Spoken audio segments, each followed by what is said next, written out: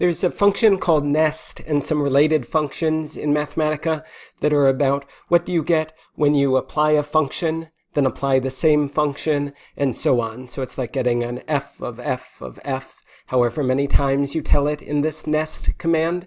So let me show you with an example. Say I do f of x colon equals x squared. There it is. And then say I do nest. And how does the syntax work?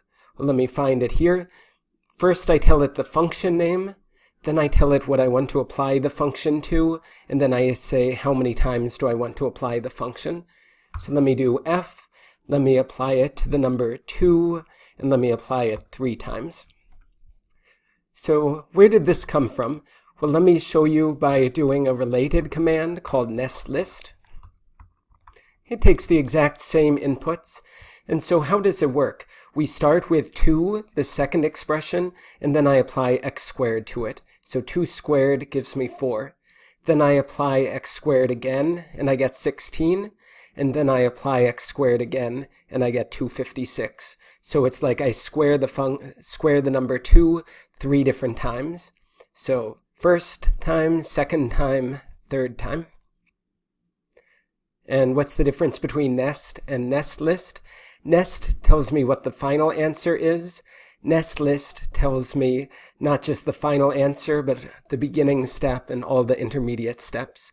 So why does nestlist always produce a list of length 1 more than this last number? Well, it's because I start with this, and then I apply the function 3 times. So it's like the first, then the first application, second application, third application. So maybe a better way to say it is starting value, first application, second application, third application. So let me do another example. I'm going to make sure to clear f first. And then I didn't do shift return, I just did return. And now I'm going to define f as a piecewise function. And I'm going to do piecewise. And then remember, I give it a list of lists. And first I'm going to say x squared plus 3 for x less than 5. And then I'm going to say negative x for x greater than or equal to negative 4. So there I've defined my function. And let's try nestlist again. This time let's do it starting with the value of 0, and let's try it 5 times and see what we get. So it's easy to get confused about how does it know which function to use for 0, because 0 satisfies both x less than 5, but it also satisfies x greater than or equal to negative 4. Well, remember that when we're defining a piecewise function in Mathematica, it's always the first expression that's satisfied that gets used. So because 0 satisfies both of them, it's the first one that gets used. So we go from 0 to 0 squared plus 3. And now we're at 3. Now we do the same thing again. 3 squared plus 3, that gives me 12. Now 12 doesn't satisfy this, but it satisfies this.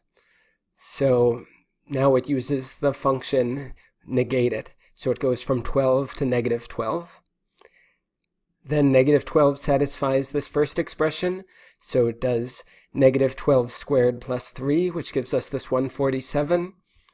And then we get that this one is the first one that's satisfied, so that's why it goes to negative 147. So I wrote it this way to remind you that it's the first expression that's satisfied that gets used. I would have gotten the exact same answer if I had done x greater than or equal to 5. And that's like the complement to x strictly less than 5. So I'm about to evaluate this and notice how the exact same expression shows up.